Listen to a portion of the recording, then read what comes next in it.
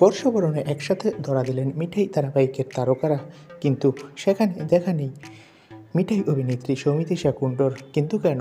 বিস্তারিত জানতে ভিডিওটি দেখুন। সম্প্রতি ইনস্টাগ্রামে একটি ছবি শেয়ার করেছে অভিনেতা ধ্রুব সরকার।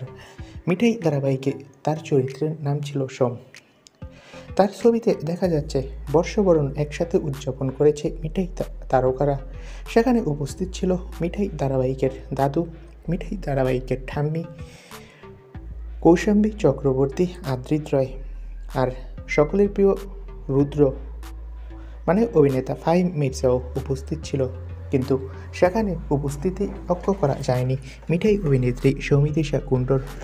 কিন্তু কেন এমনটা ঘটছে? সৌমিত্রিষা কুণ্ডু কেন বারবার মিঠাই তারকাদের এড়িয়ে চলছে, সেটা নিয়ে অনেক ধোঁয়াশা সৃষ্টি হলেও একটা সূত্র বলছে আদ্রিত ও কৌশাম্বীর সাথে মিঠাই ধারাবাহিকের অন্যান্য তারকাদের মিল থাকার কারণে নাকি সৌমিত্রিষা কুণ্ডু মিঠাই ধারাবাহিকের সকল তারকাকে এড়িয়ে চলেন। অভিনেত্রী সৌমিত্রিষা কুণ্ডু নাকি কৌশাম্বী চক্রবর্তীকে একদম সহ্য করতে পারেন না, এই জন্যই মিঠাই তারকাদের থেকে দূরে থাকেন এই অভিনেত্রী। তো বন্ধুরা, এই বিষয়ে তোমাদের মন্তব্য কী? সৌমিত্রিষাকে নিয়ে তোমাদের মন্তব্যটি কমেন্ট বক্সে জানিয়ে দাও। আর মিঠাই ধারাবাহিকের তারকাদের পছন্দ করলে ভিডিওটিতে একটি লাইক দাও। সকলকে অসংখ্য ধন্যবাদ।